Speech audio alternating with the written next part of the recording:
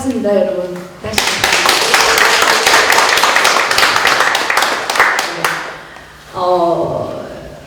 이런 자리에 설 줄은 사실은 잘 몰랐어요. 왜냐면 늘 저는 혼자서 어느 후미진 또는 스스로를 가두면서 시를 썼던 사람인데 언제든지 이렇게 불러낼 때마다 제가 사실 강연을 수십 번, 100회도 넘게 했지만 할 때마다 그 생각이 들어요. 내가 어디지? 내가 여기 있을 자리가 맞나? 이런 생각을 하고 있었는데 오늘 또 여러분들에게 제 삶의 이야기 제목을 이렇게 잡았을 때는 제가 무슨 얘기를 하려고 생각을 했겠습니까? 그래서 또 왔구나, 올 것이 왔구나. 또 내가 어떤 의미에서는 나와 같은 고민을 하고 있는 또는 저처럼 살고 있는 삶을 살아보고자 하는 사람들의 누구나 살고자 하죠, 그죠? 그런 분들의 속내 이야기를 꺼낼 수가 있겠구나 이런 생각을 하고 여기까지 왔습니다. 굉장히 반가워요. 제일 걱정을 하면서 물으니까 선생님 걱정하지 마십시오. 시간도 마음대로 해도 되고 또 사실은 몇 명이 오실지 그건 저희들도 몰라요 이러는데 저는 지금 굉장히 놀랐어요. 이렇게 근사한 분들이 많이 와 계실 줄은 몰랐거든요. 그래서 서서 하려니까 약간 조금 저 앉아도 되겠습니까? 네. 앉아서 우리 편안하게 삶의 이야기를 한번 꺼내보도록 하겠습니다. 저 앉을게요. 유인물들을 준비를 자료를 해서 여기 드리면서 새삼 저를 돌아보게 됐습니다. 돌아보니까 이런 생각이 났어요. 왜 삶이 시가 돼? 나도 살고 있는데 나는 시를 안 적었어. 이러는 사람. 또 어떤 사람들은 시라는 것은 굉장히 근사하고 시라는 것은 아주 아름다운 말만 있어야 되고 누구에겐가 꿈을 꾸게 만들고 그리는 것이 시인 줄 알았는데 살아가는 이야기도 시가 돼? 이렇게 얘기하는 사람들이 분명히 있을 거라고 생각합니다. 그리고 제가 강연을 해보면요, 특히 여성분들은요, 거의 100%, 99.9%가 제가 살아온 이야기를 쓴다면요, 책이 10권은 돼요.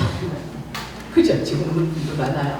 사실 누구나 자기 이야기가 가장 절실하고 또 사연도 있고 어떤 의미에서는 뭔가를 쓰고 싶다는 것을 내포하고 있다는 생각이 듭니다. 그랬던 과정이었는데 정말 이건 뭐 행운일지 사실 잘 모르겠습니다만은 거의 2000년대 들어서서는요, 제가 아까 35년 전이라고 그랬잖아요. 데뷔했는 게 1991년도입니다. 그러면 아까 그 연락을 받은 게 90년도란 말이에요. 그러니까 와, 너무나 오래됐더라고요. 그런데 그때는 거의 여성들이 무슨 글이든지 써야 된다는 자기 어떤 내포된 어떤 욕구, 이것을 분출해야 된다고 했는데 2000년대에 들어와 보니까 공교롭게도 남자분들이 굉장히 많아요. 그래서 글 쓰는 어떤 단체 같은 것, 그리고 또 사회교육원에 가서 강의를 할 때 보면요, 남자분들이 굉장히 많습니다. 그래서 그 분들의 얘기를 종합적으로 들어보면은 이제 나도 할 말을 좀 하고 싶습니다. 여성들이 했는 거하고 똑같아요. 굉장히 그동안 묻어놨다는 거죠. 사실 우리 여자들이나 남자들이나. 그래서 여러분들에게 오늘 하는 이런 얘기들이 굉장히 공감을 불러일으키고 여러분 속에서도 나에게 무슨 이야기가 있었는가 나도 한번 써봐야 되겠다 이런 욕구, 의욕이 생겼으면 좋겠다는 생각을 한번 해봅니다. 보니까 그래요.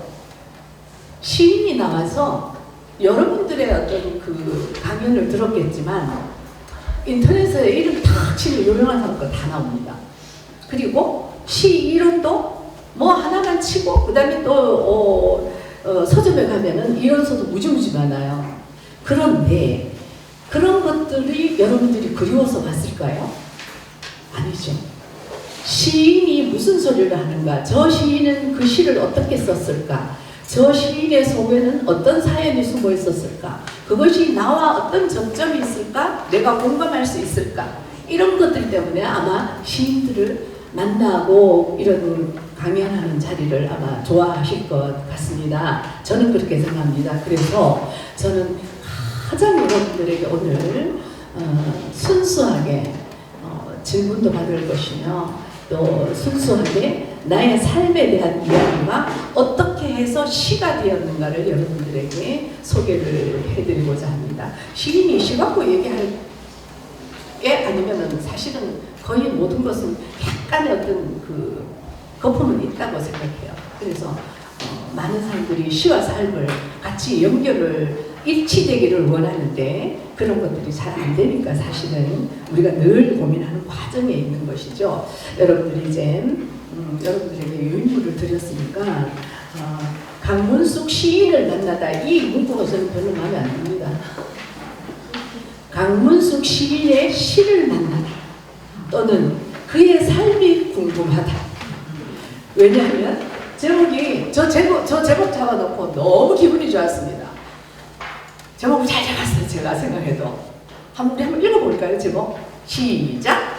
삶을 가르쳐주는 시작이에요. 네, 이거는요 제가 감탄하는 것과 여러분들이 감탄하는 것 똑같아요. 삶을 받았을 거니까 시가 되네? 이 뜻이란 말이에요. 그러면은 시를 처음 접하는 분들이나 또는 오랫동안 썼던 분들이나 다 똑같은 개념에서 이게 이해가 되는데 그것은 다시 말해서 제가 시인으로 등단한 지 30해가 넘었지만 저 역시도 여러분들하고 똑같이 그래 이걸 받아서 보니까 시가 되네 이런 것입니다. 그래서 그 말을 꼭 하고 싶었는데 그래서 여러분들에게 제 시에 대한 이야기를 지금부터 나누어 보도록 하겠습니다. 유인물을 한번 펼쳐 보시면서 같이 이야기를 하면 되겠습니다. 삶을 받아주니 시가 되었네 라고 하면서 제가 고민했던 게 그겁니다. 강문숙 너의 삶이 뭐 그래 궁금하겠나? 한 여자의 삶이 그리고 어떤 의미에서는 아주 높은 데서 보시는 분이 계시면은 아주 미미한 먼지 같은 존재인데 너가 뭘 그렇게 궁금해? 너의 이야기가 다가 아닐 건데 그러면 이분들에게 어떻게 들어가면 좋을까? 김훈 시인의, 김훈 작가의 말을 제가 되게 좋아합니다. 자연과 글쓰기란 자연과 사물에게 인문학적 말걸기라는 책의 문구를 읽었습니다. 이게 사실은 기본이에요. 글쓰기가 대단한 것이 아닙니다. 그 사람의 철학에서 나오고 그 사람의 어떤 새로운 학설에서 나오고 이런 게 아니에요. 자연과 사물에게 인문학적으로 말을 건다. 그러면 과학적으로 말을 걸 때는 뭐가 돼요? 과학자가 되는 거죠. 그런데 글쓰기 같은 경우에는 인문학적으로 그야말로 인간을 위한 인간의 말이 있습니다. 저는 그 말을 되게 좋아해요. 사실은 모든 철학, 모든 예술, 모든 학문, 심지어 종교까지도 인간을 배제하고는 있을 수가 없다라는 쪽이에요. 아마도 도를 맞을 수 있는 말인지는 모르겠지만 제 생각에는 그렇습니다. 그래서 그걸 조금 더 이렇게 깊이 디테일하게 들어가 보면은 아무리 이 세상에 존재하고 누구의 시가 또는 누구의 과학이 또는 어떤 예술이 어떤 음악이 있다 할지라도 내가 눈 감고 기다리면은 나에게는 아무 소용이 없잖아. 나는 우주잖아요. 그래서 저는 저의 이야기를 쓰면서 저의 이 이야기가 너의 이야기, 나와 너의 우리의 이야기가 되는 것을 가장 이상적인 어떤 상태라고 생각을 합니다. 그래서 그러다가 보니까 이 자연과 사물의 말을 거는 거에 대해서 굉장히 관심을 가지게 되었습니다. 자고 일어나서 보니까 바로 눈앞에 딱 뜨면은 여러 가지 사물에 부딪히죠, 여러분. 이 유인물은 사실 집에 가서 읽으면 다 돼요. 제가 일부러 유인물을 만들어 달라고 그랬어요. 왜냐, 집에 가서 심심할 때 보면서 이렇구나, 강문숙이라는 시인을 이랬구나. 근데 나는 이렇게 생각 안 해. 그것도 좋아요. 저는 그걸 원합니다. 나는 이거보다 또 다른 단계야. 이런 걸 진짜 원하는데 그렇게 생각할 것 같으면은 여러분들이 가지고 읽으면 되니까 간간히 제가 건너뛰고 하면서 작품 위주로 하겠습니다. 우리가 자면서 눈 뜨고 일어나니까 만날 수 있는 게 되게 많죠. 제일 먼저 만나는 게 만약에 직장을 다니는 사람 같으면 알람 소리를 제일 먼저 듣겠다. 그러면 그 알람 소리에 내가 거기에 집중을 하면 돼요. 얘가 지금 무슨 말을 하지? 그 다음에 내가 아침에 일어나서 방문을 열고 딱 나왔을 때 거실에서 어젯밤에 읽던 책이 그대로 접혀져 있는데 읽었구나 하고 적혔는데 그 속에서 날파리 한 마리가 납작콩 죽어있네? 그러면은 그 날파리에 대해서 쓰는 거예요. 하루살이에 대해서 쓰는 거예요. 제 시가 성아침이라는 게 있습니다. 책을 보다가 덮고 아침에 일어나서 거실에 나가보니까 책상 앞에 책이 접혀져 있는데 하루살이가 답착하게 죽어 있었습니다. 그랬는데 제가 가만히 들여다보기 시작했어요. 이 하루살이 정말 거의 쌀알 만한, 쌀보다도 더 작은 것이 내장이 터져 있네. 거기에 얼룩이 있으니까요. 그러면은 이 내장이 터져 있고 얼룩이 있고 또 이랬던 것도 생명체네? 너도 그런 것이 있어서 뭔가를 먹었겠구나, 뭔가를 배설했겠구나, 이렇게 생각하니까 너무나 경이로운 거예요. 그런데 제가 바쁘니까 아침에 거기까지 매번 이런 거 책장을 딱 덮고 나오면서 이 생각을 했습니다. 신의 입장에서 봤을 때 신의 손이 한번 나를 탁 덮어버리면, 여러분 요새 운명적인 거 얘기 많이 하죠. 그리고 젊은 사람이나 나이 드신 분이나 언젠가는 우리가 접을 때가 책장을 덮듯이 접을 때가 온다라는 것. 그랬을 때 그 손이 딱 덮쳐져 있을 때, 책장이 덮히듯이 접쳐져 있을 때 나는 어떻게 돼요? 거기에서 끝인 거잖아요. 그러는데 우리는 아무 생각 없이 후 불어버립니다. 아유 얼룩이 졌네 하고 불어버려요. 후 하고 불어버립니다. 그러면 이제 거기서 끝인 거예요. 근데 시의 마음은 뭐가 돼요? 시는 사실은 성찰이기도 하고 그 성찰의 과정을 적는 것인데, 그런데 그것을 생명의 어떤 경이로움이라든가 또는 나의 존재의 미약함이라든가 또 어떻게 살아야 된다라는 것, 내가 지금 현재를 어떻게 살아가야 된다라는 것, 이런 것들을 생각할 수가 있을 것 같아요. 그래서 시 쓰는 행위가 굉장히 또 다른 어떤 느낌을 가지고 있습니다. 한편 생각하면은 살아있다는 것은 누구나 생각하고 행동하고 누릴 줄 아는 어떤 본연의 정서를 가지고 있다는 말과 동일한데, 그러나 그것이 보편적이기도 하고 은총이기도 합니다. 그러면 그 가치에 대해서 우리가 늘 생각하는 것이 아니라 망각할 때가 굉장히 많아요. 그런데 여기 오신 여러분들은 그것에 대해서 생각을 어느 정도는 하고 있는 분들이라고 믿어 의심치 않습니다. 그랬을 때 글쓰기를 통해서 이 삶을 생각하고 또 글쓰기를 그것을 매개로 해서 세상과 소통하고 사람과 사람과의 관계를 정립을 하고, 그래서 내 삶이 좀 더 나아가는 길, 더 높이 올라가는 가치로운 길이 된다라면은 사실은 그것으로 시의 가장 큰 역할을 했다라고 생각을 합니다. 적어도 여러분들은 지금 40이면 40, 50이면 50, 60이면 60, 또 그 이상이면 그만큼의 나의 경전을 지금 쓰고 있다라고 생각을 하면 됩니다. 그러면 그 하루도 귀하지 않은 날이 없겠죠. 자, 그런데 그러면은 무심히 창문을 열었는데 밤새 곁에서 소소한 어떤 그런 몸짓을 움직였을 먼지들, 거실의 어떤 또 아까 얘기했듯이 그런 상황들, 사물들, 이런 것을 볼 수가 있어야 되는데, 그것을 보고 나서 말을 걸어야 되는데, 여러분들이 좋아하시는 이정록 시인이 뭐라 그러는가 하면, 시는 쓰는 게 아니라 받아 모시는 거다. 그리고 시는 온몸으로 그것을 받아 적는 거다, 줍는 거다 라는 말을 했습니다. 저는 그 말이 굉장히 가슴에 와닿아서 늘 생각을 할 때가 참 많아요. 아, 그렇구나.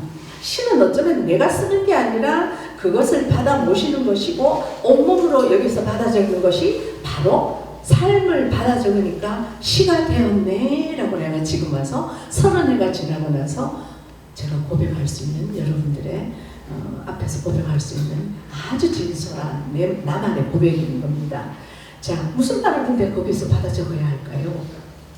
그것은 각자의 상황과 정서에서 굉장히 색깔이 여러 가지가 다르게 나오겠죠. 어쩌면은 혼자서 얘기를 조물조물 할 수가 있고, 또 그런데 또 그러다 보니까 자칫하면 과잉이거나 또 미숙하게 떨어져서 내 혼자서 그냥 중얼거리는 푸념, 나 홀로 아리랑이 되기 쉽다라는 것이 글쓰기라는 단어를 붙여놨을 때 문제가 되는 겁니다. 여기서 이성 감성이 어떻게 같이 맞아 떨어져서 그것을 시를, 삶을 받아 적느냐, 이게 지금 제일 관건인데, 어쩌면은 지성과 감성의 조화로운 그런 상태가 최상인데 쉬운 일은 아니겠지만, 그러나 내 삶을 내가 들여다보면 쉬워요. 제가 단호히 말을 합니다. 주로 여성들이 이제 시 창작을 배우는 경우가 많은데 이분들에게 얘기를 해요. 왜 나의 얘기를 쓰지 않고 타인의 이야기를 흉내를 내려고 하세요? 라는 말을 많이 합니다. 자, 아주 분명한, 아주 극단적인 예로, 자, 아까 제가 하듯이 김장도 하고 아이도 키우고 정말 열심히 가정생활에서는 거의 박사예요. 그런데 내가 지금 자녀한테도 충고를 할 수 있고, 심지어는 여기 남편들이 계십니다만 남편들이 여성의 말에 사실 어떻게 꼼짝 못할 때 있죠, 그죠? 그랬을 때 와, 속으로 우리 마누라가 어떻게 저렇게 많이 할까? 절대로 그런 생각 안 하거든요. 근데 부인들은요, 저도 부인이지만 부인들은요, 이야, 내 말이 먹혀 들어가는구나, 역시 내가 아니면 당신은 안 돼, 이 소리 한단 말이에요. 그런데 그렇게 하는 그 말들이 사실은 우리에게 얼마나, 나에게 또는 그에게 얼마나 그게 와닿는 얘기일까, 이런 거를 한번 생각을 해봅니다. 그럴 때 어떤 식으로 얘기해야 그 이야기가 제대로 맞아떨어지지? 그러는데 남편의 이야기를 합니다. 그 아내가, 자, 남편이 의사라고 칩시다.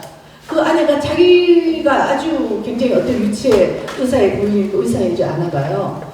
죄송합니다. 의사의 부인이 있으면 정말 죄송해요. 극단적인 예라고 말씀을 드렸습니다. 그런데 이제 수술실에 들어가는 이야기를 씁니다. 시를 쓴다. 자, 적어야지.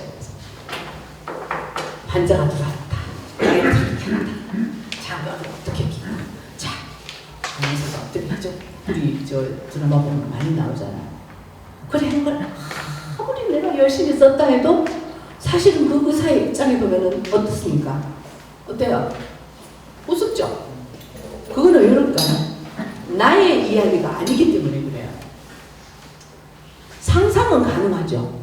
그런데 상상도 나의 기반에 의해서 그 상상이 있어야지, 어떤 특히 조심해서 작품을 쓰실 때 보면은 굉장히 다른 사람의 흉내를 많이 내려고 합니다. 어떤 젊은 시인이 굉장히 근사하니까 나도 그렇게 쓰려고 해요. 그런데 생각은 되는데 왜 그 젊은 시인처럼 왜 그렇게 문장이라든가 사고가 왜 안 되는가 하면 나의 상상에 한계점이 있고, 그것을 저는 시를 공부하는 분들한테 그 얘기를 합니다. 진정성이라고 얘기해요. 내가 나의 이야기를 쓸 때 가장 진정성이 있는 거지, 내가 타인의 흉내를 낼 때는 그야말로 조금 더 거칠게 얘기하면은 흉내 내기와 가짜. 그래서 나의 이야기를 쓰려고 하시는 것이 가장 지금 내 삶을 받아 적어가는 것의 기본이라는 것, 기초라는 것, 이것을 우리가 잊으면 안 되겠습니다. 그래서 이때 이제 사실은 내가 나의 이야기를 하시면 자기에게 매몰되지 않는 그 방법이 한 가지가 있어요. 자, 이렇습니다. 그러면은 저는 이제 현장에서 시창작을 강의를 하기 때문에 그 얘기를 기조로 해서 합니다. 선생님, 그러면 내 얘기만 쓰니까 나는 경험했는 데서 요게 끝이에요. 심지어는 어떤 사람이 지금은 시인이 됐지만 어떤 분은 그런 얘기를 해요. 선생님은 막 아프기도 하고 괴로움을 많이 당하고 막 사는 게 너무 힘들었는데요. 선생님, 저는 아직 그런 괴로움이 없어가지고, 그리고 아직 저는 너무너무 즐거워가지고 그렇게까지 고통을 뛰어넘는 글을 안 써봤는데 저는 어떡하면 좋아요? 라고 얘기를 합니다. 그랬을 때 제가 그런 얘기를 하죠. 자기에게 질문을 던져라. 자기에게 질문을 던져.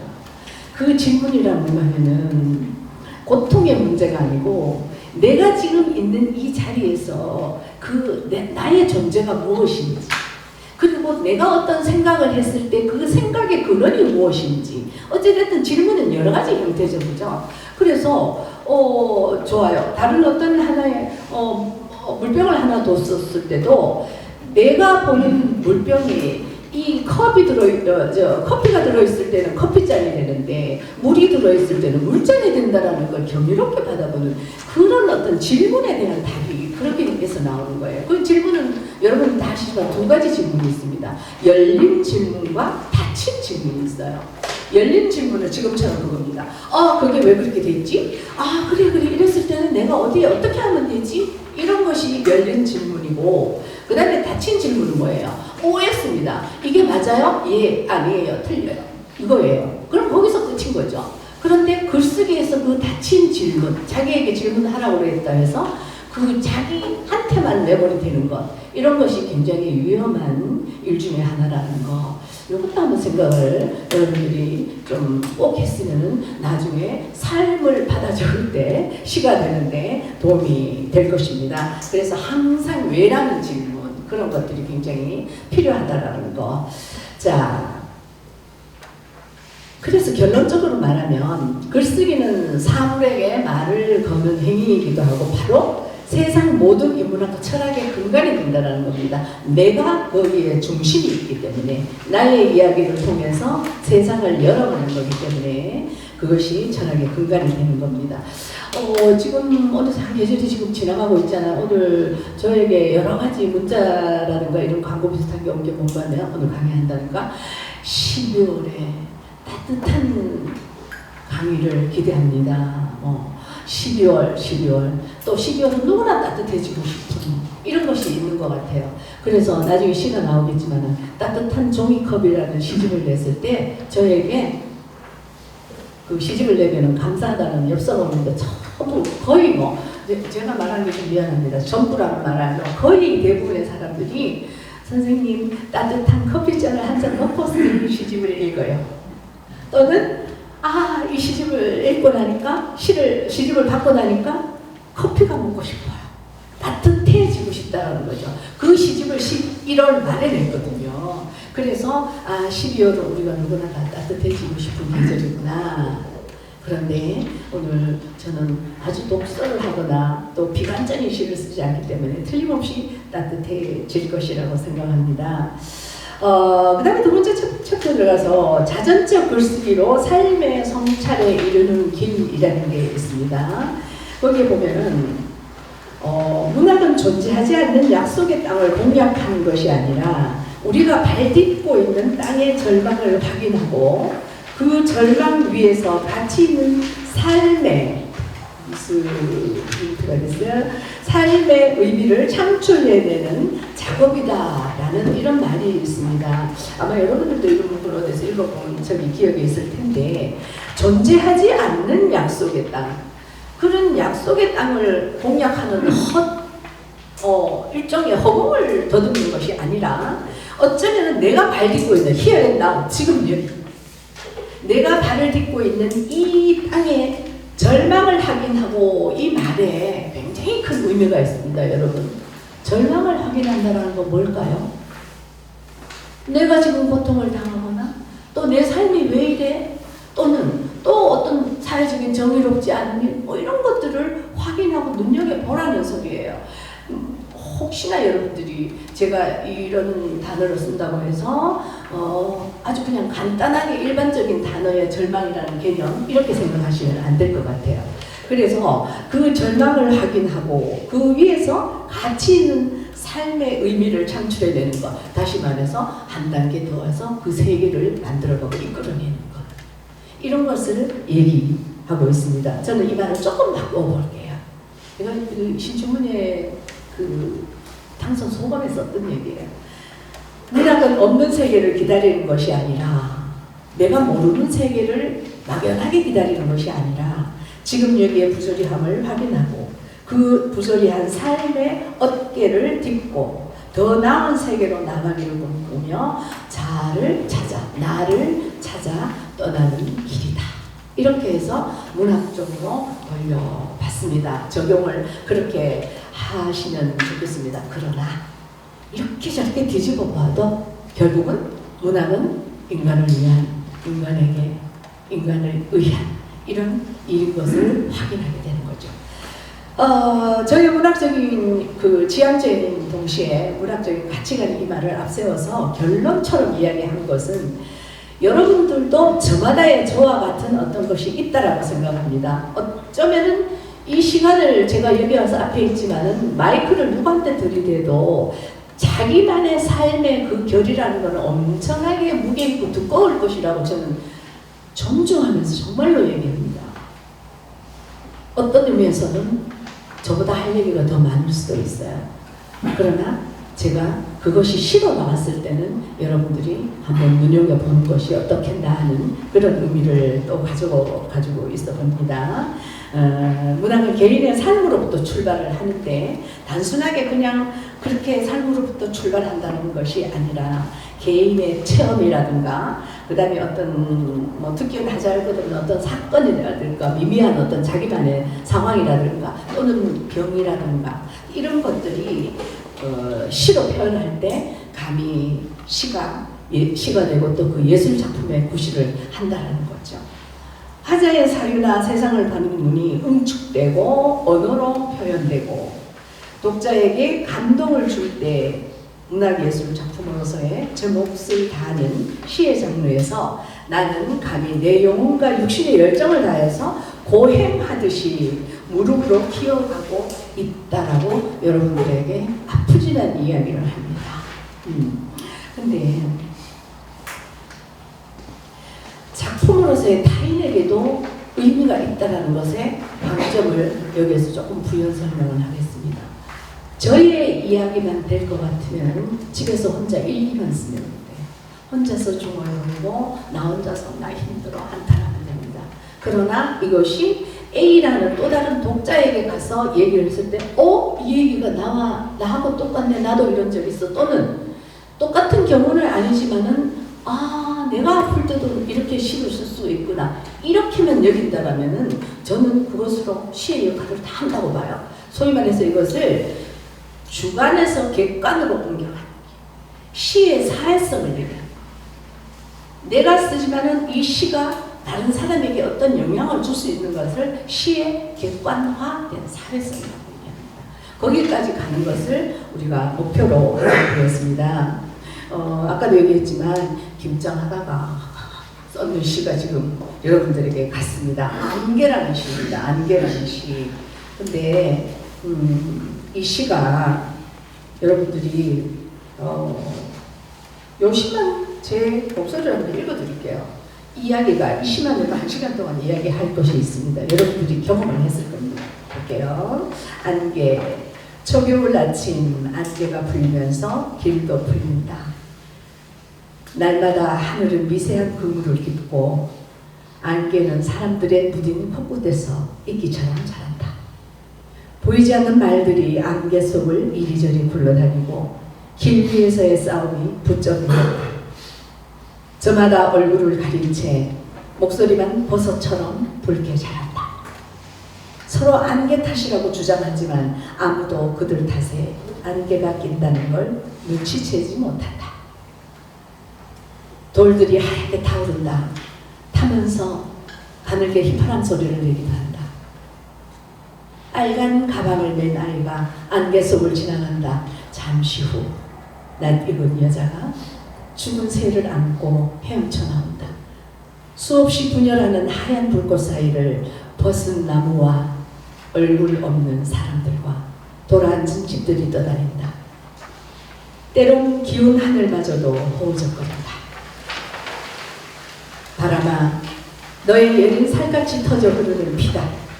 피의 묘한 향이다. 내 가슴 맨 안쪽을 깨무는 뜨거운 너의 혈바람이다. 내 가슴 맨 안쪽을 깨무는 뜨거운 너의 혈바람이다. 보이지 않는 사슬, 허망한 늪 속에 깊이 잠겨있는 칼날 같은 빛이다. 곧 어둠이 닥치리라. 몸속에 숨긴 수많은 가시 예리한 끝으로 뚝뚝 피 흘리며 일어서라. 안개여 일어서라. 어머니의 그 편안한 자궁 속 끼워야 할 단추도 없는 알몸으로 내가 누워있다.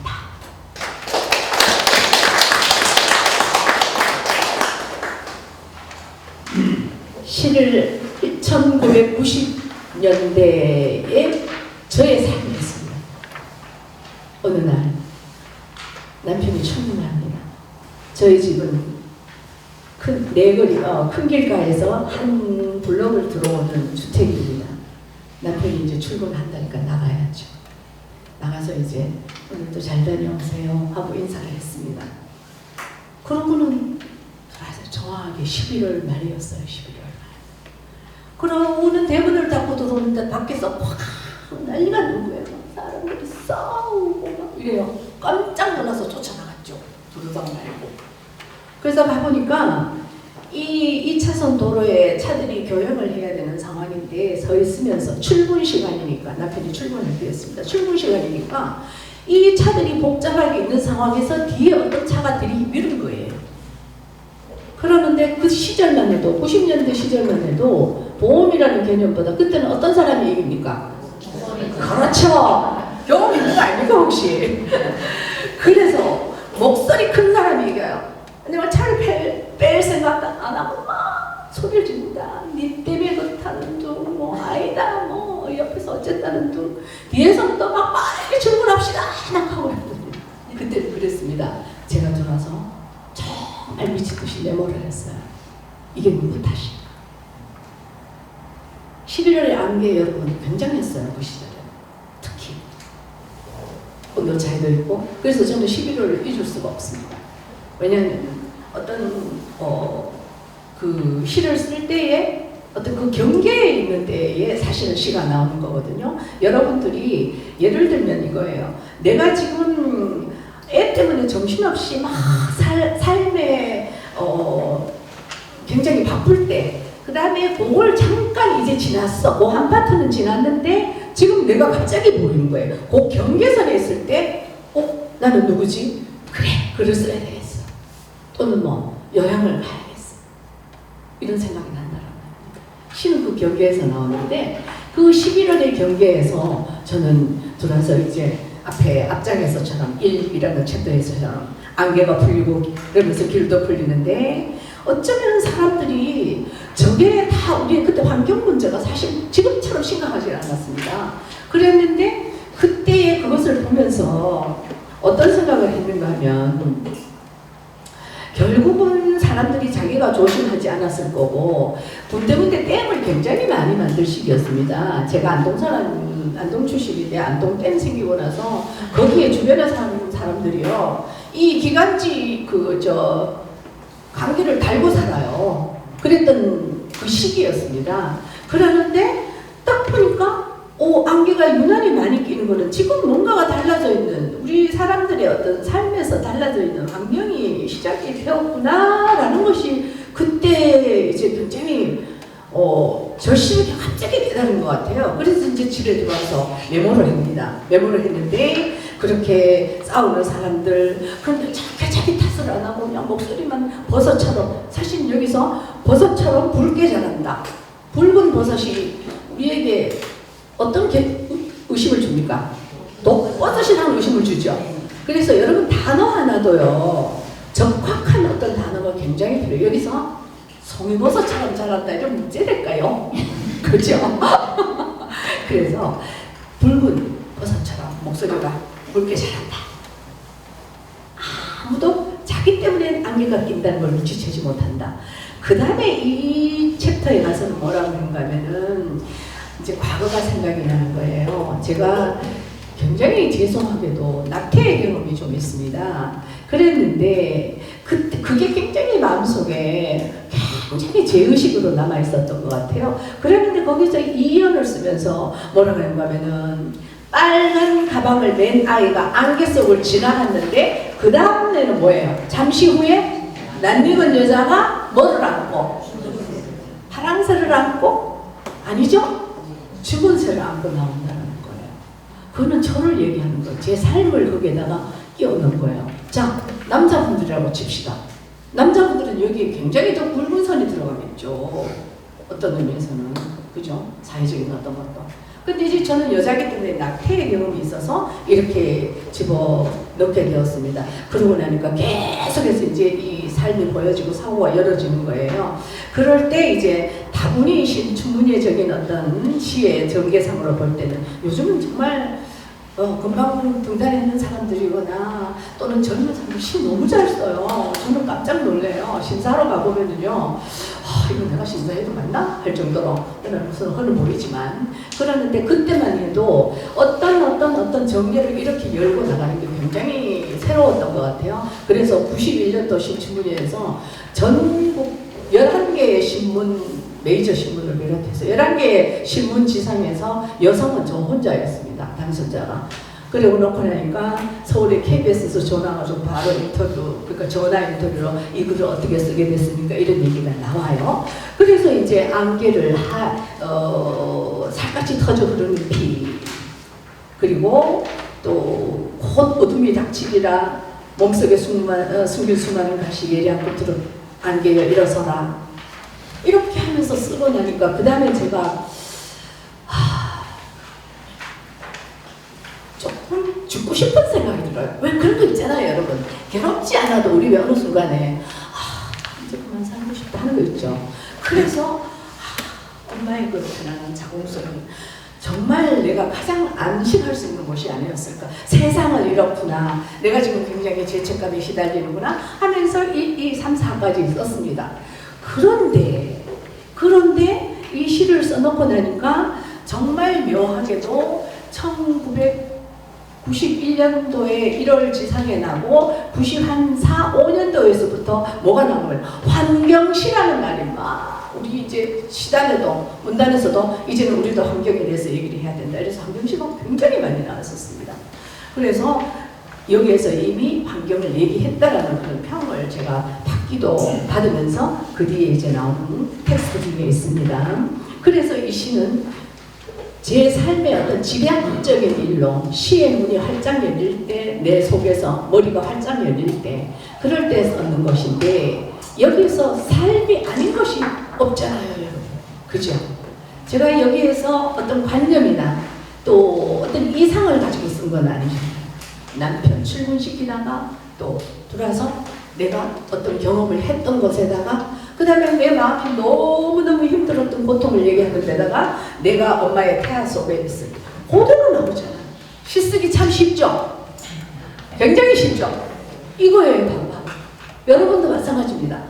나의 20대, 30대, 40대, 50대 이렇게 챕터를 잡아서 몇 가지만 적어도 시가 하찮다 소리가 아니에요. 내가 어떻게 더 진실하게 담는가 이것이 된다라는 말입니다.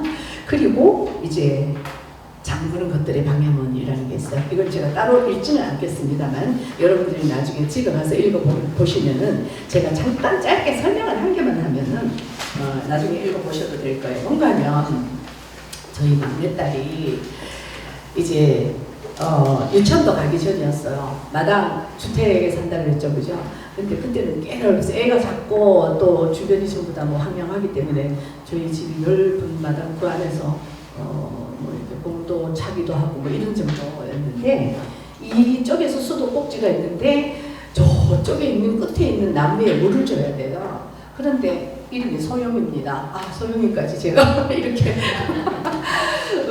근데 소영인데 소영아 물 좀 틀어줘 이러니까 그때 왜 칙 하는 게 없었는지 몰라요. 지금 정원에 물 주는 거 물 좀 틀어줘 이렇게 네 하면서 가서 틉니다. 근데 물을 열심히 줬어요. 그래서 이제 다 주고 나서 쫓아오는 거리가 한참 되니까 소영아 물 좀 잠궈 이렇게 네 그리고 가요. 근데 물이 계속 나오는 거예요.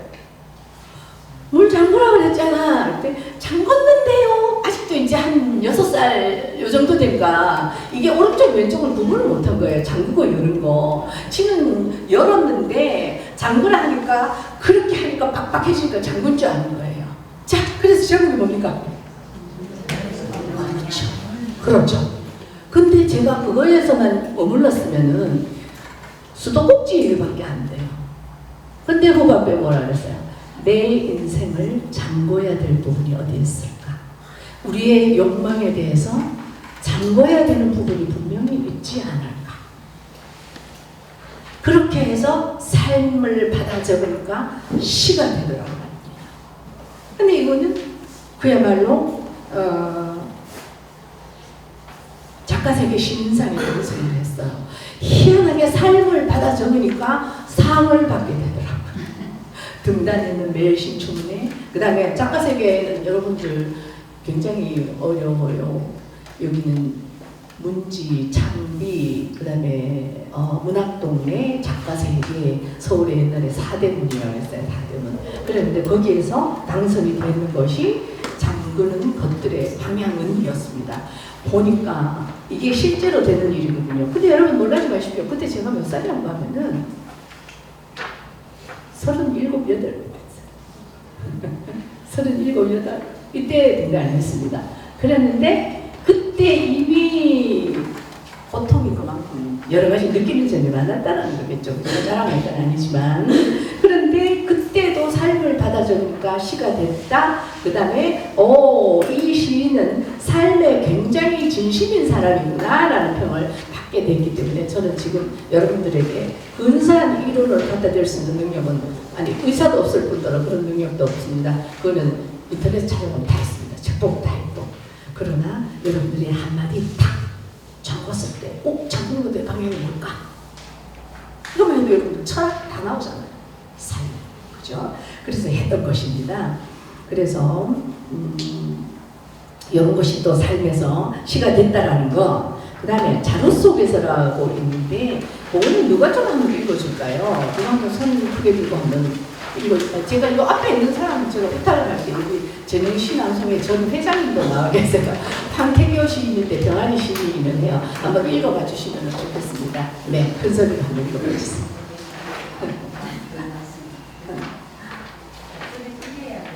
아니, 괜찮아요. 뭐 드릴까요? 일어나서. 아니, 그냥 앉아서 하세요.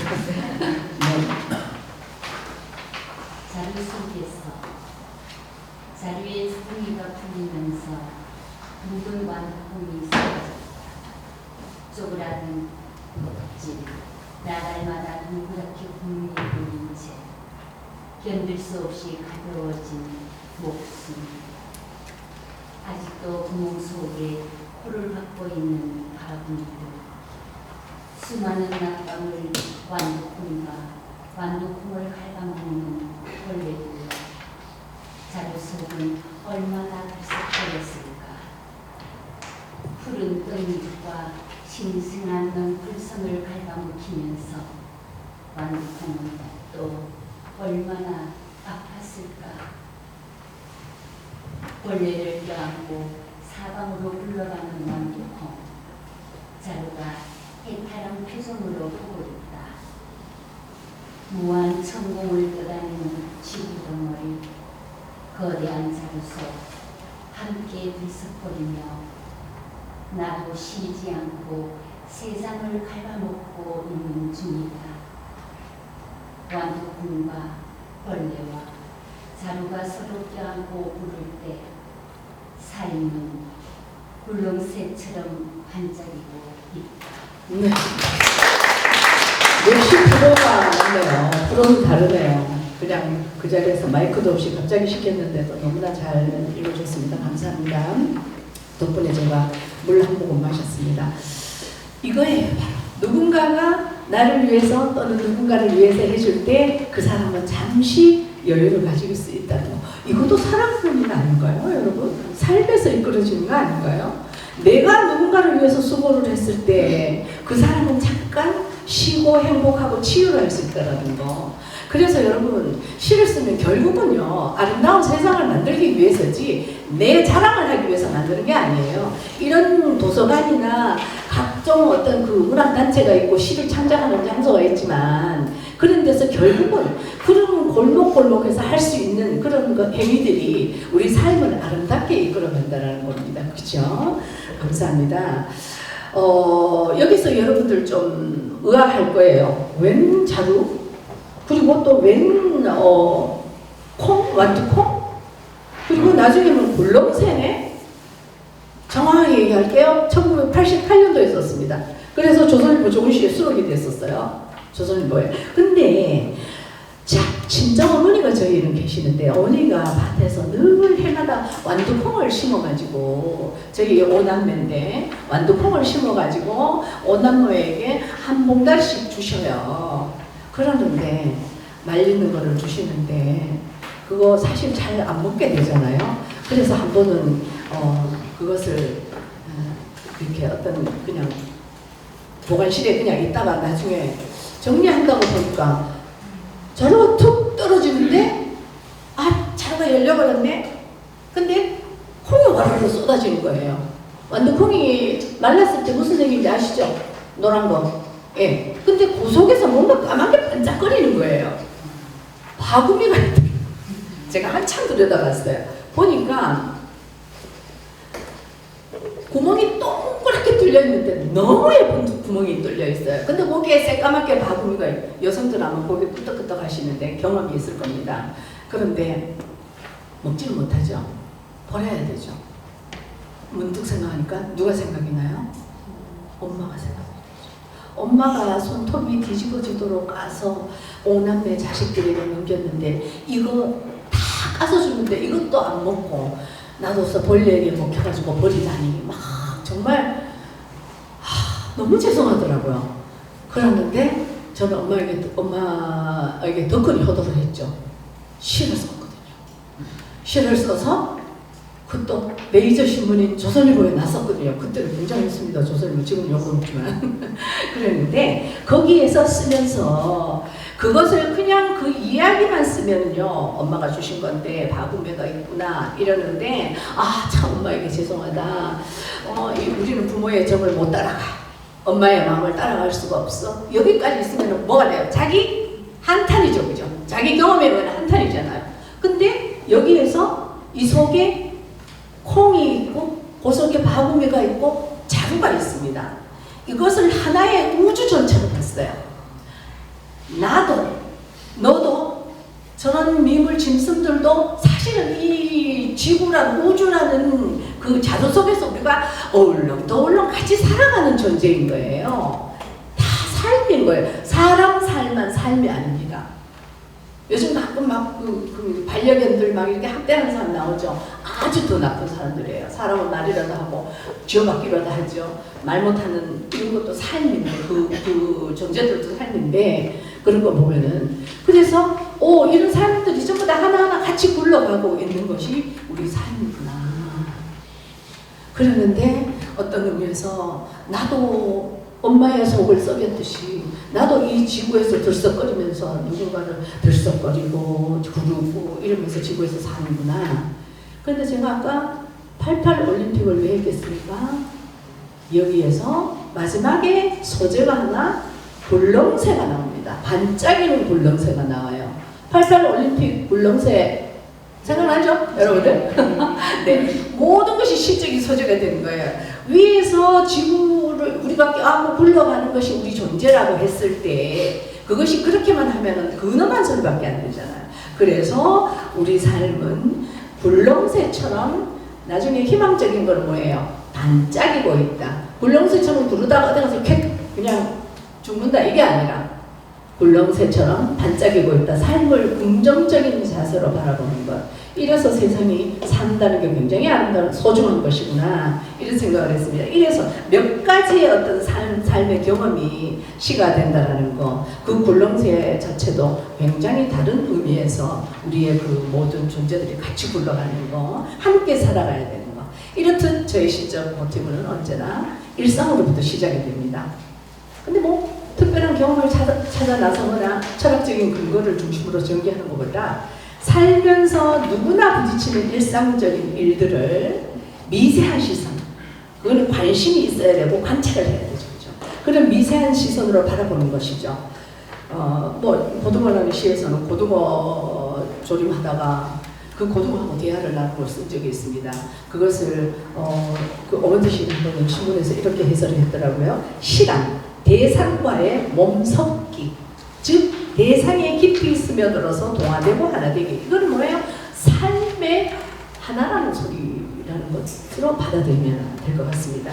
그렇게 해서 어떤 의미에서는 우리가 하나의 어떤 개체로서의 가치보다 모든 것이 함께 더불어서 이 세상을 아름답게 만들어가는 것이, 그래서 우리가 행복해지는 것이 시를 쓰는 것에 가장 소중하고 가치 있는 일이 아니겠는가, 이런 얘기를 생각을 해봅니다. 여러분 좋아하시는 김수영 시인이 이런 말을 했어요. 시작은 머리로 하는 것도 아니고 어쩌면 심장으로 하는 것도 아니다. 몸으로 하는 것이다. 온몸으로 하는 것이다. 그래서 여러분 잘 기억하는 그 문구 중에 있어요. 시는 온몸으로 밀고 나가는 것이다. 풍뎅이처럼 정말 온몸으로 밀고 나가는 것이다. 이렇게 합니다. 그런데 그 온몸이라는 것이 결국 마지막에서 이런 그 여러분 김수영 전집을 읽어보면은 전기를 읽어보면 그 아마 단어를 한번 찾아보는 재미도 있을 거예요. 그렇게 온몸으로 밀고 나가면서 이 온몸의 이 행위 바로 온몸으로 밀고 나가는 것이 바로 뭐가 돼야 된다? 사랑이 돼야 된다. 사랑이 돼야 된다. 결국은 인간의 어떤 가장 소중한 가치를 이끌어내야 되는 것이다 라는 말을 하죠. 그래서 보편적인 삶의 양식을 통해서 평범한 진리를 일깨우는 일, 작지만 굉장히 큰 일이라는 것. 예, 그런 것이 삶의 그 받아적으니까 삶이 시가 되는 그런 것의 결과가 나오고 들어가요.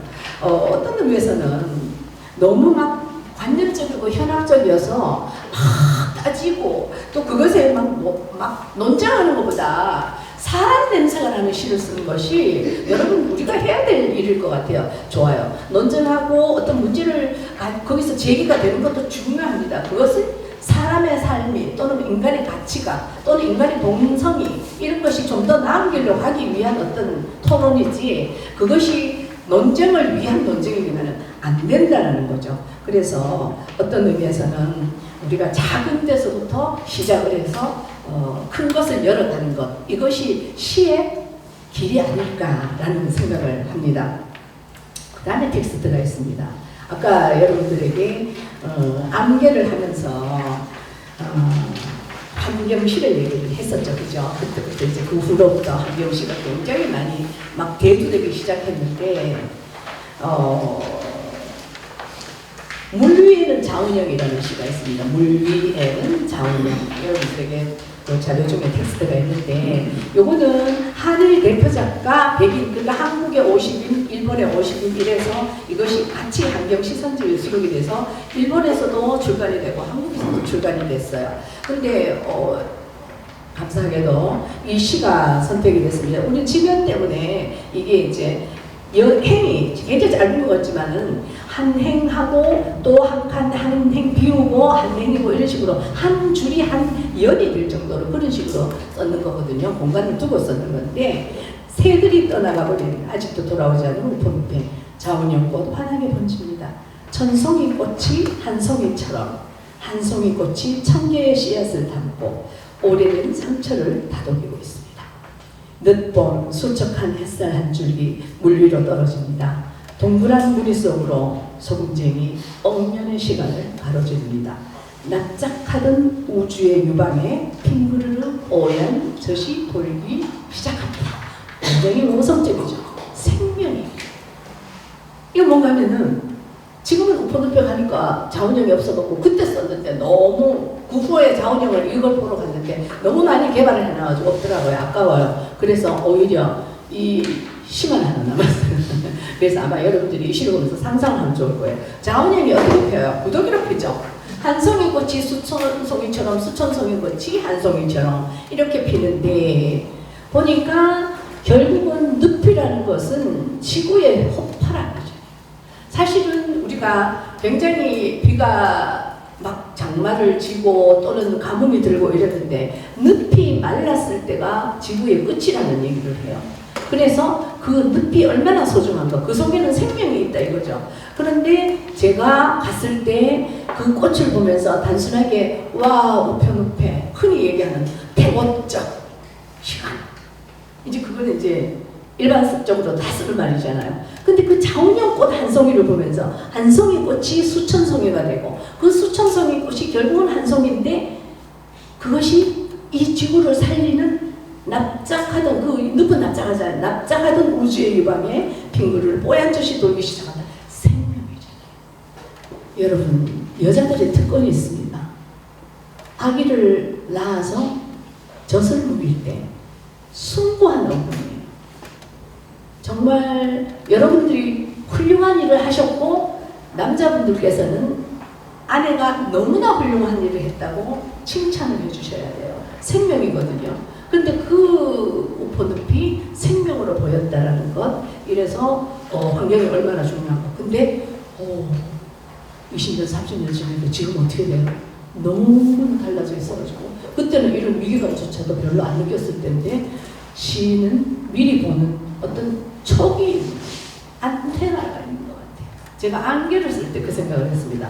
90년도에 안개를 11월에 안개를 썼는데 몇십 년이 지나고 난 다음에 이런 환경 문제가 대두될 줄은 꿈에도 몰랐습니다.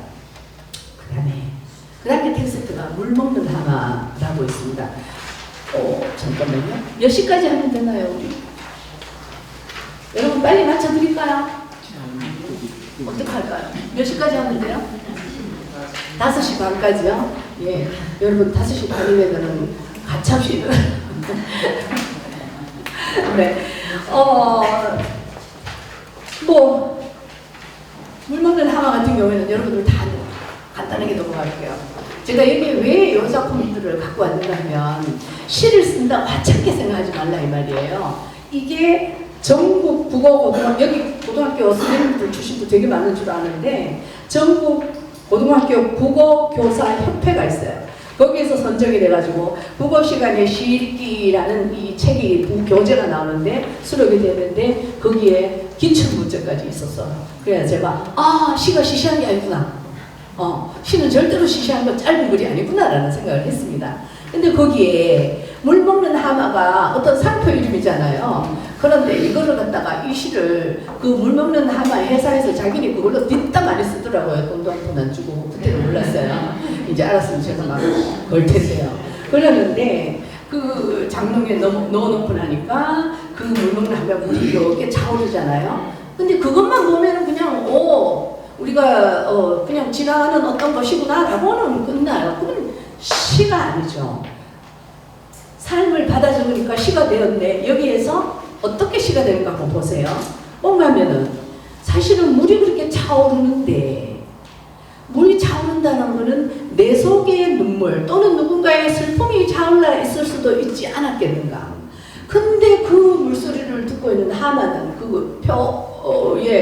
상표의 그 심볼 로고는 그대로 씩 웃고 있는 거예요. 굉장히 아이러니였습니다. 물을 많이 먹을수록 더 묻는 게 나오는 거 아닌가 모르겠어요. 그러는데 그렇게 보면서 무슨 생각을 했는가 하면 우리는 참 고통을 안고 있고 슬픔을 안고 있는 존재들이지만 겉으로는 웃을 수밖에 없구나. 페이소스. 이것을 느끼고요. 여러분 어디 가서 우리가 친구 만나면 내가 되게 힘들었어요. 정신 울잖아요. 그러면 그래서 처음에는 그랬어 이러다가 그 다음에는 어떻게 돼요? 그만해라 이제. 니만 그러나 난 더 아프다. 이서진의 그 생각나네. 누구 하지원한테 그랬죠. 너 아프냐? 나도 아프다. 드라마 있죠. 그것처럼 나도 아파. 근데 우리는 사실 그런 거를 다 굉장히 어떤 사회적으로나 체면이거나 엄마의 과민함이거나 아버지의 그 근엄함이라거나 이런 것 때문에 특히 아버지들은 아마 속으로는 차오르면서도 웃고는 하나로. 제가 2000년도에 들어와서 강연을 해서 보면은요, 남자분들의 슬픔이 굉장해요. 굉장해요. 제가 시를 쓰면서 덕받는 사람이 저희 남편과 저희 시어머니예요. 시어머니를 보면서 전쟁 미망인이니까 역사가 보이더라고요. 역사가 보이고 여자의 삶이 보였어요. 그래서 시어머니의 지금 96세도 살아계셔요. 제가 이제 한 달에 한두 번씩 쫓아 올라갑니다. 유영원에 계시는데 멀쩡하셔. 그러는데 그 어머니를 이해하기 시작하니까 여성들의 삶은 너무 가슴이 아픈 거예요. 그래서 저는 시자 붙였다고 함부로 욕 안 해요. 그래야 시 쓸 자격이 있다고 생각했거든요. 자, 남편을 왜 덕봤을까요? 시 쓴다고 나와서 인간에 대한 이해를 하고 또 여러 가지 사람의 그 면면을 살펴보니까 여자들은 어디 가서 잔소리하고 막 스트레스 쌓였다고 뭐 소위 말해서 정근을 갔습니다. 저희는 정근을 많이 다녔는데 정근을 가가지고 막 새로 적응하는 게 너무 막 짜증나고 신경질나고 뭐 이런다고 여자들의 스트레스가 얼마고 한 달에 얼마 이 돈으로 취하면 얼마인데 이렇게 얘기하는데 남자들의 스트레스는요 차원이 달라요. 넓어요. 커요. 근데 남자들은 여자들처럼 징징거리지를 못해. 아프다 소리도 못해. 그래서 저는 그 생각을 했어요. 이해를 해주기 시작했습니다. 남편한테. 정말 강연할 때마다 저 그 얘기해요. 집에서 이제 주부들 남편 밖에 나와서 논다고 욕하지 말라. 그들의 스트레스는 스케일이 다르다. 그래 얘기하는데 너무 자유를 줬더니만 너무 자유롭게 놀더라고요, 남편. 예, 그것도 조절을 잘해야 될 것 같아요. 아무튼 웃으면서도 자기 속에 차오르는 슬픔, 이것이 이제 이 시의 주제입니다. 그래서 이제 이 시가 어떤 면에서는 하나의 그 어떤 물건을 보고 했지만 나중에 가만 보니까 자 이것은 우리의 어떤 사회를 대변하는 어떤 이게 아닐까. 그 사람들은 상업적으로 막 이렇게 이제 뽀송뽀송하니까 좋다라는 개념이지만 우리는 또 딴 거를 보는 게 이게 시인인 것 같습니다. 자, 그 다음에는 여러분들에게 따뜻한 종이컵이라는 게 있을 거예요. 따뜻한 종이컵이라는 게 있는데 이 시는 대구 식력대상 수상작이기도 합니다. 시집에 나온 표지시이긴 한데 지금은 우리 카페가 많아서 그렇지만 이렇게 가보면은 그 공원에 보면은 자판기가 있는데 무지 크죠? 하는 게 하나 거의 이거의 절반만한 게 서 있죠, 그죠? 그런 게 서 있었습니다. 저에게 주어지는 시를 초기했을 때 저에게 주어지는 자유란 공원에 가서 혼자서 산책하는 것, 수목원에 가서 혼자서 산책하는 것 거의 그 정도였어요. 근데 공원에서 이렇게 보니까 그때는 커피 한 잔에 150원이었어요. 하나에. 그런데 150원을 넣으니까 하얀 종이컵에 따뜻한 커피가 톡 떨어지는데 너무너무 따뜻하고 맛있고 들고 다니면서 산책을 했습니다. 그러는데 거기에서 그 커피를 몸을 데피고 뭐 여유가 있고 커피 한 잔 이런 시가 안 되죠, 그죠? 그러면 제가 여기 와서 시 얘기를 못하겠죠. 삶의 얘기를 못하겠죠. 근데 거기에서 연상이 되는 게 뭔가면 어릴 적 제가 한 초등학교 3학년 때인데 너무너무 할아버지 할머니 댁에 가면은 너무 닭이 무서운데 그 하얗게 나는 알이 너무 예뻐서 날개알이 너무 예뻐가지고요 하루 종일 지키고 있었던 적이 있어요. 딴 데 가야 내가 그걸 집어오는데 그러는데 이 닭이 지가 나를 경계하느라고 안 가죠, 그죠? 지는 그랬을 거야. 자는 언제 사라지나. 나도 지금 나가서 좀 놀고 싶은데 그랬던 게 생각이 나요. 그런데 그 다음에 더 점진적으로 나옵니다. 둥우리 속에서 막 꺼낸 달걀, 암탉의 항문으로 나왔습니다. 여러분 여기서 좀 거칠은 표현이 나와도 여러분들 이해하십시오. 이것은 아까 절망이라든가 삶이라든가 사랑이라든가 이런 거 얘기했을 때 일반적인 개념의 단어가 아니고 시적인 어떤 의미의 단어입니다. 그래서 암탉의 항문으로 나왔는데 와 어쩌면 항문으로 저렇게 뽀얗고 예쁘고 따뜻한 게 나와? 전 놀랬거든요 어릴 때. 그랬는데 그 다음에 옥자마 여러분들 알죠? 그거 옛날에 사루비아 옥자 말고 떡 뜯어가지고 먹어본 적이 있을 거예요. 다행입니다. 여러분들 그런 경험이 있다고 고개 끄덕거려서 저 혼자 너무 늙었으면 어쩌나 했는데 그랬는데 그것을 또 생각이 나서 흰 살결, 희다라는 것에 대한 어떤 그런 생각이 그때부터도 지금 6번째 시집을 희다라는 거에 대해서 지금 주제로 삼고 있는데 이미 그 수십 년 전에 이런 생각을 했던 것 같아요. 근데 어찌 보면은 모든 떠나온 것과 떠나가는 것의 문, 태어나고 돌아가는 것의 기계는 하나가 아닐까라는 생각을 했습니다. 그래서 쿰쿰한 엄마를 열고 나온 신생의 애물단지들아 하면서 자식에 관한 여자들만의 어떤 특별한 경험을 가지고 사실은 안 쓸 수가 없죠. 왜? 나는 여자니까. 나는 아기를 낳아봤으니까. 그래서 어쩌면은 희고 아름다운 향기롭고 따뜻한 것들의 떠나온 문은 하나다. 다시 다시 돌아가는 문도 하나고 똑같다. 그러면서 마지막에 약간 좀 한 단어 뺐습니다. 종이컵을 내려놓고 슬쩍 거기를 만져본다 이랬습니다. 근데 그거는 거기를 뺐어요. 너무 거시게 해서. 예. 그런데 사실은 어떤 의미에서 내 몸에 귀하지 않은 것이 없다라는 것. 그리고 내 자식한테 얘기했지만은 여러분들도 부모님이 계시잖아요. 부모님의 그 문을 통해서 나온 사람들이기 때문에 얼마나 숭고하고 소중한 분인가 이런 생각을 했습니다. 노현 시인이 이런 얘기를 했던 것 같아요.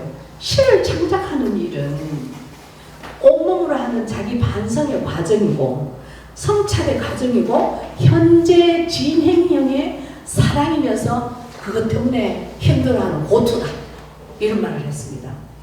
그것은 시를 창작하는 일은 온몸으로 하는 반성의 과정이라 했어요. 반성이라는 건 내가 잘못해서 반성이라는 것보다는 우리의 나에 대해서 좀 더 깊이 생각하는 것, 인간에 대해서 좀 더 깊이 생각하는 것, 인간이 사는 세상에 대해서 좀 더 깊이 생각하는 것들 이런 것이라고 생각을 합니다. 그런 의미에서 굉장히 앞선 훌륭한 시인들이 했던 말이 저는 굉장히 거울 삼아서 생각을 하게 됩니다.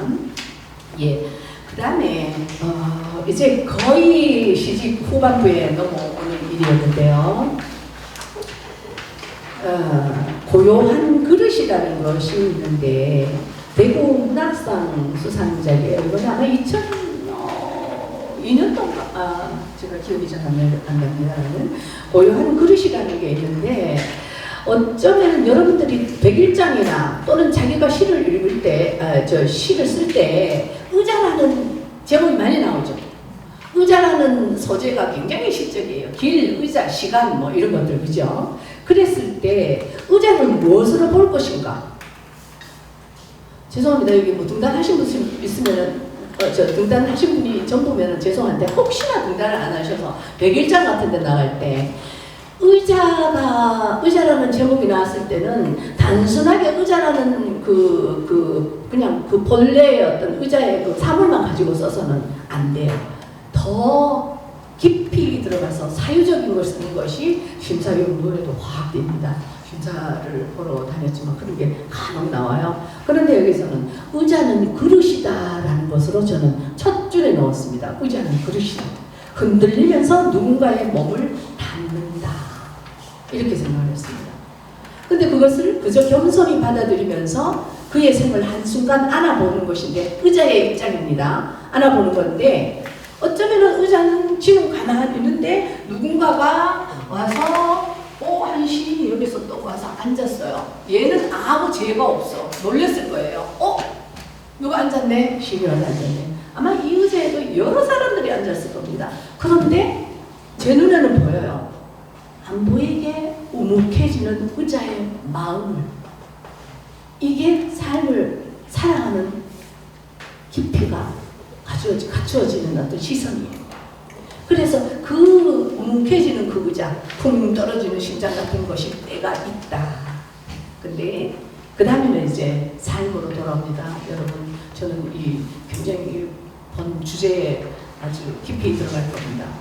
한 생이 담겨진다는 것은 희로애락에 지난한 은유일 뿐 오랜 시간을 흘러왔을 내밀한 그리움과 고독 또는 숨가쁘게 걸어왔던 순간들이 버무려져 의자는 보이지 않게 우묵해진다. 아까 얘기했듯이 우묵해지기 나는 보였다라는데 그냥 보였다면 아무도 안 믿잖아요. 그런데 여기에서 한 생이 담겨진다는 것, 희로애락, 또 많은 사람이 있을 때 이런 것을 지금 유추하고 상상을 하는 겁니다. 근데 이제 흔들의자였어요. 여기에 지어의 소재가 저희 집에 있는 흔들의자였어요. 앉으면 어떻게 돼요? 흔들흔들해지죠. 근데 제가 좀 의자가 오래되고 이래서 약간 삐걱삐걱 하는 소리가 났어요. 근데 제가 이렇게 하면서 삐걱삐걱 하니까 의자가 그래 너도 앉을 자격 있어 이러는 것 같았어요. 그래서 여러분 이 의태어 의성어도 굉장히 중요합니다. 삐걱삐걱삐걱 그래 라임이 비슷하죠. 그죠? 그래서 의자와 화자 나와 동일시시키는 거. 그런 거를 구사를 해주면 굉장히 재밌습니다. 시가 나중에 쓸 때도. 그럴 때 저는 소리에 대한 것들, 뭐 한생의 다이거는 흐르기, 그리고 그 속에 고인 울음을 다스리는 것이 아닐까. 그리고 저녁이 되는 것도 모른 채, 이거는 저의 경험입니다. 지금 해가 떨어지는데 저녁이 되는 것도 모른 채 그냥 의자 앉아서 뭐 많이 앉아 있는 거예요. 근데 제가 가만 생각하니까요, 이 의자의 마음을 가장 잘 아는 사람은 누군가의 몸을 내 속에 담아받는 사람이 알 것 같아요. 제 생각에. 좋습니다. 굉장히 여자들 같으면 임신을 해서 아이를 내 몸속에 담았지만 남자들 같은 경우는 뭐예요? 어떤 존재, 어떤 고통, 그리고 또 어떤 사회에 더 큰 어떤 힘겨움, 이것을 온몸으로 끌어안아 보는 자만이 느낄 수 있는 것이 의자의 마음이다 이거죠. 그래서 그것을 숭고함이라고 저는 표현을 했습니다. 그리고 한때 아이를 담고 있던 그 여자의 자궁처럼, 이제 화자적이죠. 굉장히 대상을 좀 멀리 띄워놓고 있습니다. 한때 아이를 담고 있던 그 여자의 자궁처럼 의자는 거실 한 기퉁에서 비스듬한 자세로 고요하게 어두워진다. 제가 굉장히 어두워지는 것도 모르고 꽤 오랫동안 앉아서 고민을 했던 그런 것이 나옵니다. 그래서 삶이죠, 그죠? 이것이, 그죠? 그래서 여러분들도 이 경험이 다 있을 것 같아요. 이제 오늘 가시면 그럴 거예요. 나도 그런 경험이 있는데, 강문수이라는 시인이 먼저 써요. 괜찮습니다. 또 쓰셔도 돼요, 여러분들. 여러분들이 어떻게든 또 쓰세요. 예, 그렇습니다. 네. 그 다음에 마지막에 하나가 나왔는데, 제가 자랑하고 싶은 것 중에 하나예요. 저 이래서 어떤 의미에서는 일본에 들어가지, 일본에서 입국 거절을 당할 각오를 하고 쓰는 것이 독도에서는 갈매기도 모국어로 온다라는 것이었습니다.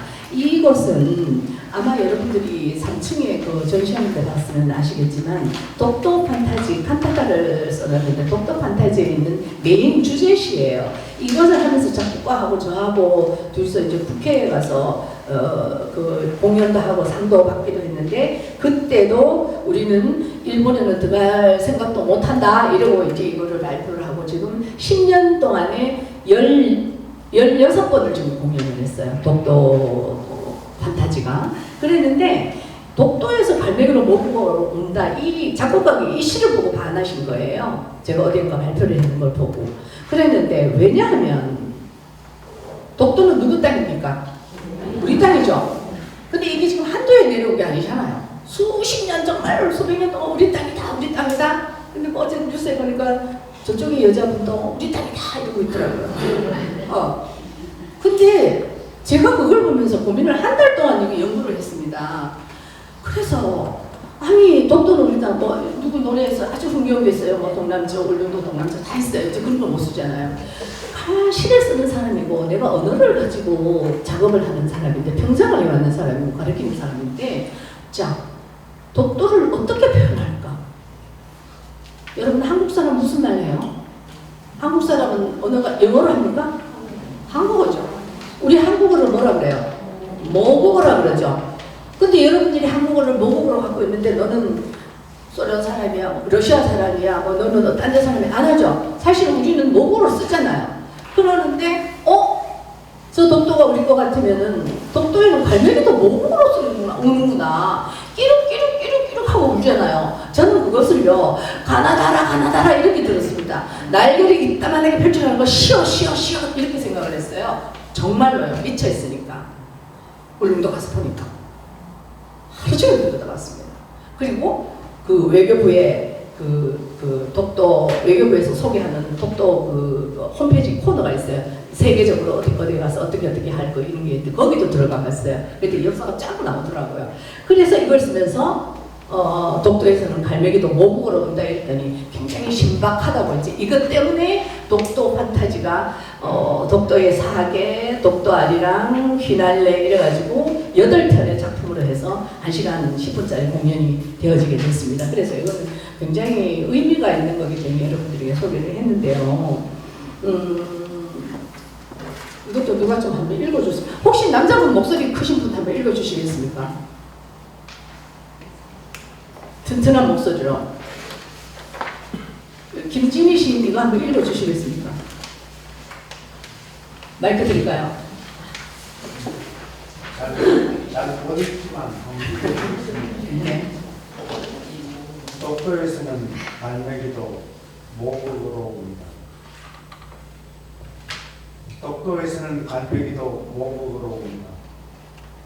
아가 그 배전에서 몸과 자음으로 기록되다가 스스스 커다란 날개 저으며 저희들끼리 대우를 이룹니다. 동쪽에서 떠오른 해가 맨 먼저 어루만지는 한반도에 독도에 깨진 정강이를 쓰다듬는 파도의 울음 하도 간절하고 빳빳하게 조선의 팔도 힘으로 흔들리는 풀잎들 섬의 젖꼭지를 물고 있던 섬말나리꽃 다홍색 잎술이 짜고 새들이 죽을 때 제 고향으로 머리를 부는 것처럼 그리운 것들을 향해 제 그늘을 내어주는 저 해송이 전력이 오고 독도는 바람의 결이 빚어낸 바위의 모진 가를 지그시 한반도 쪽으로 기울이다가 분연히 다시금 홀로 일어서는 것이다. 네. 예, 남자 지금 목소리를 들으니까 훨씬 더 힘이 있어서 좋습니다. 제가 개인적으로 조금 아는데 이 김진희 씨는 영시를 낭송을 할 때 대한민국에서 최고입니다. 엄청납니다. 그러신 분이에요. 이 시가 아까 얘기하듯이 독도 판타지의 주제곡이기도 한데 여러분들이 이제 왜 삶에서 삶을 받아들이니까 시가 되었네 하는 소리를 하면서 왜 이 시를 텍스트로 잡았는가 하면 여러분 시 쓰면은요 그냥 시만 하나만 쓰는 것 같죠? 그렇지 않아요. 굉장히 할 일이 많다는 거예요. 우리 흔히 가성비라는 얘기하죠. 굉장히 할 일이 많습니다. 가곡으로 만들어도 되고 음악으로 만들어도 되고 그냥 가요로 만들어도 되고 그리고 어떤 방송에 또 멘트로 써도 되고 뭐 할 수 있는 일들이 굉장히 많아요. 그러는데 제가 시를 쓰면서 굉장히 잘한 것 중에 하나가 오페라 대본을 쓴 것인데 그 오페라 대본을 쓰면서 이것도 같이 쓰게 됐는데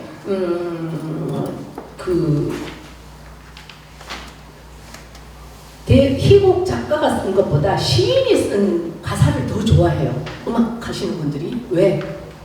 은유적이고 짧아서 그 속에 들어있는 함축성이 있기 때문에 음악으로 선율로 만들어낼 수 있는 게 굉장히 스펙트럼이 넓어져요. 연극 대본이나 영화 대본이나 이런 것들은 단어로 언어로 나오고 또 어떤 의미에서는 그 하나에 충실하면 그것이지만 이것은 운율로 같이 되는 거기 때문에 그래서 여러분들이 써서 요즘은요 약간 아마추어리즘적인 것을 갖고 있는 분들도 그런 제가 아는 어떤 분들은 아동문학 아이들 동화를 그런 예를 들면 뭐 청개구리라면 청개구리에 대한 대본을 써가지고 누군가가 작곡을 해서 작은 또 오페라 짧은 뭐 오페라타 이런 것도 만들고 이래요. 그런 것들이 있기 때문에 아마도 제가 생각할 때는 이런 하나의 쓸 일이 생길 것 같으면은 독도에서는 갈매기도 모국어로 온다라고 시인답게 한번 써보는 것도 굉장히 좋을 것 같습니다. 의미가 굉장히 남다를 것 같아요. 그래서 이것을 소개를 해드렸습니다. 정현정 시인이 이렇게 얘기했어요. 나무를 빗대갖고 얘기를 하는데 뭐라는 하면은 가지에 부는 나무의 그 푸른 가지에 부는 바람의 푸른 힘으로 저 나무는 자기 생이 흔들리는 소리를 듣는다 이랬어요. 자기 생이 흔들리는 소리를 듣는다 이랬어요. 마찬가지예요. 그 갈매기가 그런 내가 항상 우리 국어를 가지고 언어를 가지고 연구하고 시를 쓰는 사람이기 때문에 그 갈매기의 소리가 현민적으로 가각오경으로 나온 거예요. 그래서 어떤 의미에서는 우리 삶에서 붙잡아낼 수 있는 것들이 단순한 어떤 사물뿐만 아니라 사유가 깊이 들어있을 때는 굉장히 많은 것을 여러분들이 구사를 할 수가 있다는 생각이죠. 그 다음 뒤에 나오는 말 중에는, 나가는 말에는, 정말 유명한 작품은 그렇잖아요. 뭐 음식을 만들 때도 보면은 말도 안 되는 거, 그분이 돌아가신 줄 아는데, 막 그 기관장이 이기 긁어갖고 또 막 뭐 음식 만들고 이러시는 분들 봤어요. 여러분들이 하찮은 것이 없습니다. 하찮은 것들도 무엇이든 시가 될 수 있다는 거. 그것이 삶을 사랑할 때라야만 생기는 거예요. 어떤 고정관념을 두지 말고 내가 내 삶을 어떻게 이끌어가는가. 이것이 시로 적을 때 아까처럼 몇 마디만 일반적인 것을 벗어나서 내 입으로 썼지만 다른 사람들이 공감할 수 있는 것, 이런 것을 쓰면 된다는 거죠. 그래서 뭐 여러분들이 잘 아시는 최승호 시인이 이런 말을 했죠. 시가 시시한 시대일수록 절대로 시시하지 않은 시를 써라. 저는 그 말이요, 굉장히 아프게 와닿아요. 여러분, 짧다고 해서 함부로 쓰지 마시고 그것이 내 삶의 것을 이끌어내면은 굉장히 내 삶 자체가 소중하고 길어지면은 내 시도 그만큼 더 소중해지는 거죠. 아까 정윤정 시인 말처럼 시론이 곧 인생론이다라는 것. 그래서 그런 것들을 보면서 마지막으로 여러분들에게 공부하고 싶은 것이, 내가 시를 만든 것이 아니라 시가 나를 만들었는데, 어린아이에게는 괴테 말입니다. 어린아이에게는 노래가, 청년에게는 철학이, 노인에게는 인생이 되는 시를 쓰라. 그러다가 보면은 내가 인생이 되고 삶이 되어야 된다는 것. 이래서 내가 살아온 것이 시가 되는 과정을 여러분들에게 거칠게나마 여러분들에게 소개를 해드렸습니다. 특별한 거 없죠, 그죠? 그 안에 내용들이, 그죠? 다 겪은 일들이잖아요. 인간이 겪은 일들, 여자가 겪은 일들, 남자도 겪은 일들, 현대인이 겪은 일들, 이런 것들이 시가 된다는 거 꼭 기억을 하시기 바랍니다. 자, 제 얘기는 여기서 마치겠습니다. 여러분 들어주셔서 감사합니다.